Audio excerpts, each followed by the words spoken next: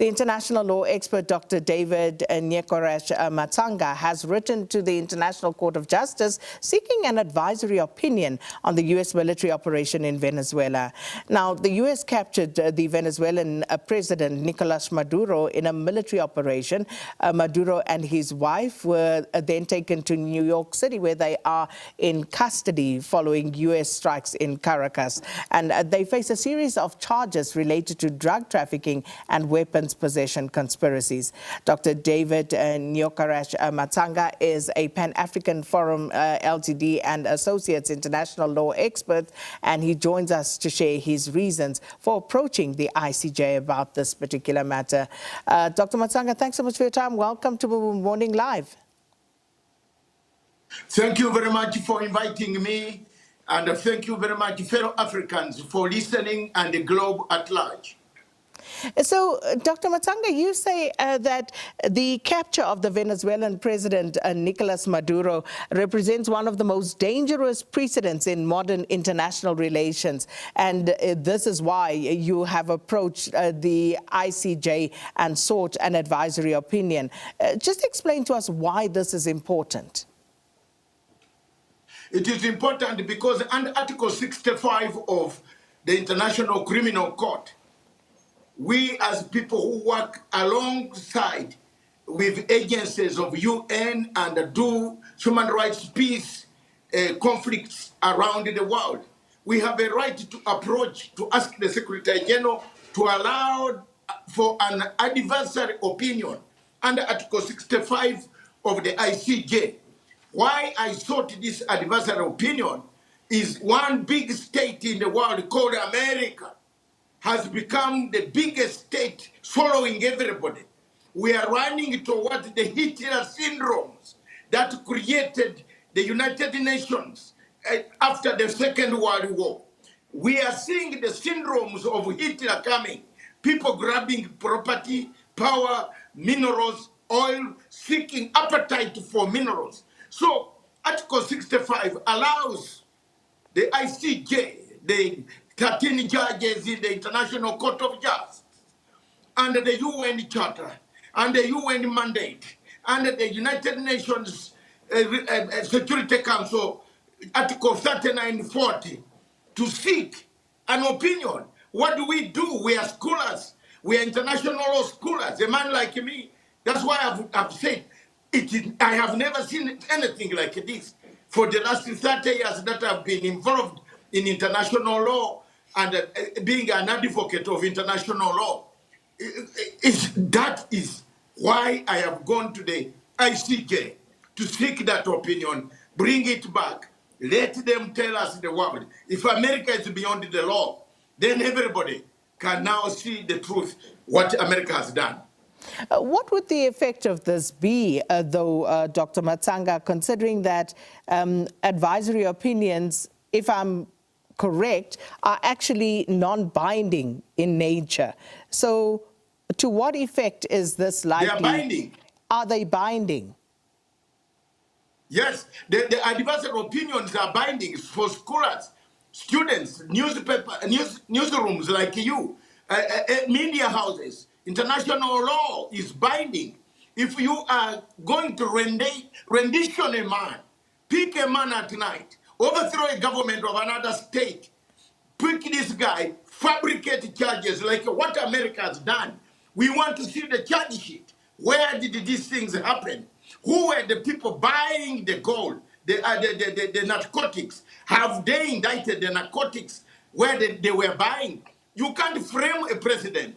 If we allow this to go on in international law without checks, anybody can pick up arms and come for Ramaphosa. They can come for Ramaphosa and pull him out, take him to the US. We have nothing to do. I am protecting African presidents. I'm protecting third world presidents. This adversary will help us. Dr. Matsanga, I believe we do have you back. And speaking to the binding nature of these opinion that you sought from the ICJ. And if you look at you know, the precedents that have been set, and even by other UN agencies, including the United Nations Security Council, well, there have been violations of these, and it seems to be wholesale by all indications. It's one thing to say this is the law, it should be adhered to. But we've seen over the course of this week, as it were, even though it has been pointed out that there has been clear violations of Chapter 2 of the United Nations Charter, nothing seems to flow from that. And the United States is doubling down on what they have done and what they are saying they are still going to do. And it doesn't seem like anybody can do anything about it. You see, there is no United Nations Security Council anymore. It is on paper and sitting in New York running allowances. The 2 countries versus 3, my sister. That's not a United Nations Security Council. They are fighting. 2 members of the United Nations Security Council have invaded the countries. America has gone to Colombia, picked up a president. It is threatening, usurped its powers, threatening to control it, colonize it. America is threatening to colonize Greenland, pick it up a territory. Hitler syndromes. Russia, on the other side, has gone, and it is fighting in Ukraine. The 2 permanent members of the United Nations Security Council have let us down under chapters 7 of the Charter of the United Nations, Article 39 and 40. It's collapsed. So there is no UN Security Council until we reform it. 2, it is sad that there's a chorus, and even if people see, now, if we allow this, the way Mr. Trump is picking up people, he could come for several African presidents. He could come for anyone whom he doesn't agree with. He has an appetite for oil. He has an appetite for lithium. He has an appetite for coltan. I don't need a visa to go to America. I am not burdened. I can stay where I am. But let me be very honest and candid as an African, a Pan-African, that this is setting a bad precedent. Legally, we have gone to court, like South Africa went to court to challenge Israel's occupation of Gaza. People were laughing, but it has implications. So you can see so many countries in Europe have now recognized Palestine. I have moved that step as a scholar of international law, and I'm not alone. There are many, and we encourage the people of Venezuela. We encourage the people of America to put their stand very clear, very clear. Come in the streets, demonstrate against Trump. Trump has become a nuisance to the world. He doesn't want black people. Dr. Matsanga, is this not a clear indication of the limitations of international law application? Because you say people should come out onto the streets. It shouldn't be necessary for people to take to the streets if the laws are actually, implemented and abided by. Why should people take to the streets and put themselves in harm's way? Isn't it time to accept that these institutions, like the United Nations Security Council, like the ICJ, and yes, as you say, cases have been brought before them, even the case of Palestine that you mentioned. What has changed in Palestine over the time that South Africa... What is changing is the pressure. We put pressure on these institutions to act. It might the results might not be now, but results will be tomorrow. If we don't protect the international community, if we don't protect the new generation, who is going to protect them? Trump is 80 years old. Should that protection come under the guise of the same institutions that exist today? Because the United States has veto power, so it doesn't matter what happens in the Security Council. They can veto any resolution, and that is that. So surely there needs to be reform of these institutions to make sure that they actually do have power and that whatever resolutions they come up with have to be adhered to and that they actually bite. But at the moment, it's toothless. Look, we are Africa. Africa is 1.4 billion people. We have asked for a seat, at least 3 to 4 seats in the United Nations Security Council. We have been asking for over 8 years now. We have never received anything. We have not received even one half a seat. We have rotating seats that have nothing. But isn't that part of the problem, Dr. Matsanga? Therefore, reforms are needed to change the United Nations Security Council and the UN so that Africa can sit on the table and also make a decision, maybe balance some of these decisions that are made. You know that most of the wars are on the African continent. Where else are they? Most of the minerals are on the African continent. Where else are they? Therefore, we must have a seat or 4 seats, 2 to 4 seats on the United Nations Security Council. Now, Trump is trimming all this back, cutting all the agencies that were helping the third world countries. No, he must be stopped. That's why we call upon the people to stand up. Legally, we are following the legal route. But we call upon the people in the United States of America to go in millions and millions on the streets of New York, Washington, Los Angeles, Santiago, all these places, Las Vegas, go into the streets, Minnesota, rise up and refuse a Hitler coming from America. It's just going back to your point about the Security Council reform. Why should Africa ask for 3 or 4 seats? Why can the UN Security Council not be reformed to the point where every member state has equal power in that body? Why should some still be more powerful than others? The setup of the United Nations Security Council and after 1945, after the Second World War, is in that format up to today.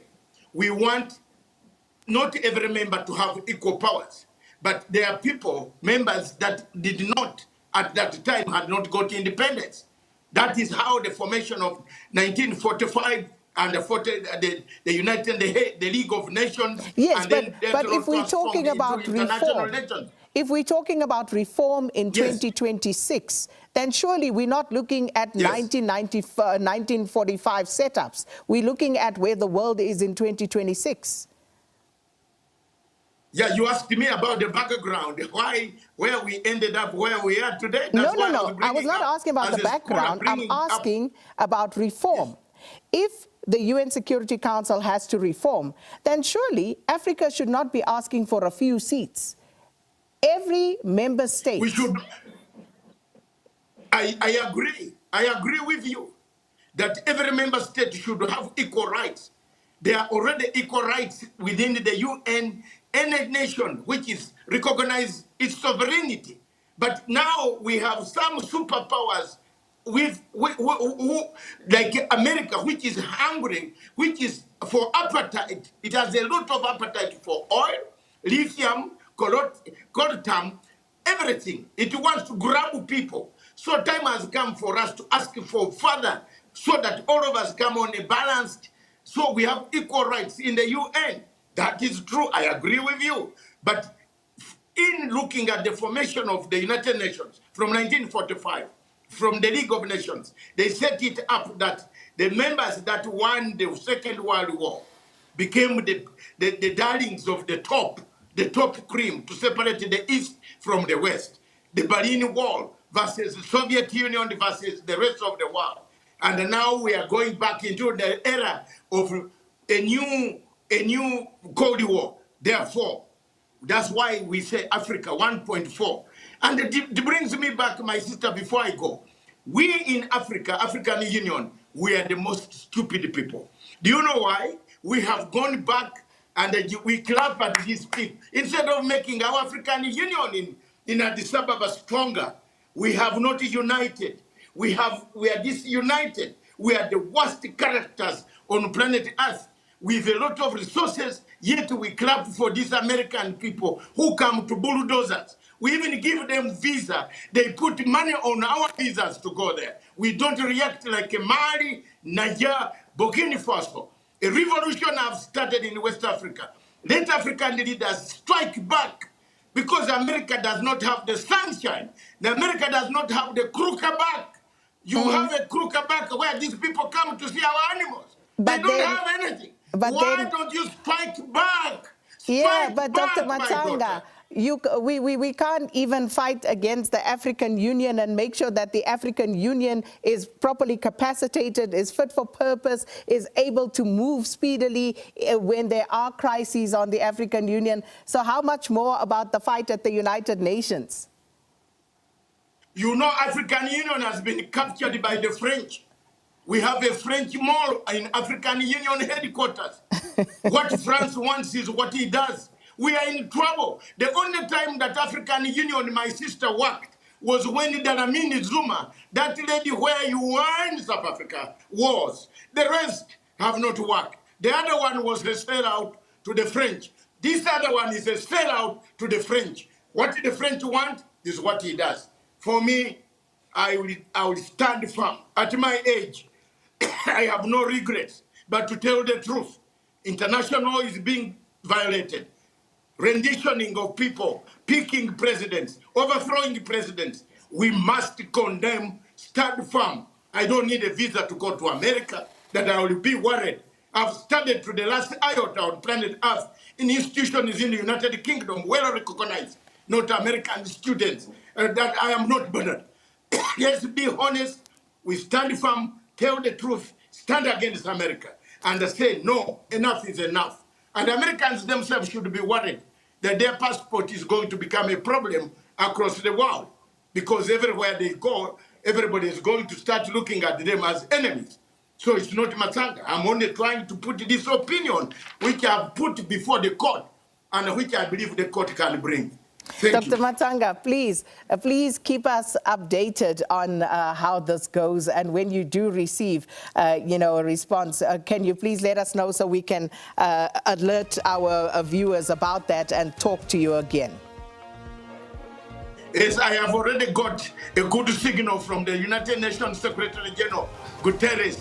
We worked together in Sudan when he was still in a Ministry of Foreign Affairs.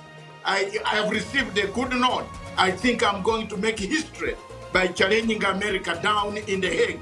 Welcome, right. America. Rubio, and that Rubio has no immunity. Let him know when he walks to Africa next time after 4 years, a warrant from the African Court of Justice will come for him. All right, Trump we'll has leave it there. immunity, but not Rubio. So let them not threaten African presidents. No. Thank you. We will be in touch. Thank you so much, Dr. David Nyokaresh Matsanga, Pan-African Forum Ltd and Associates International Law expert, talking to us about him seeking an advisory opinion from the International Court of Justice on the U.S. military operation in Venezuela, and of course some of the attendant issues to that.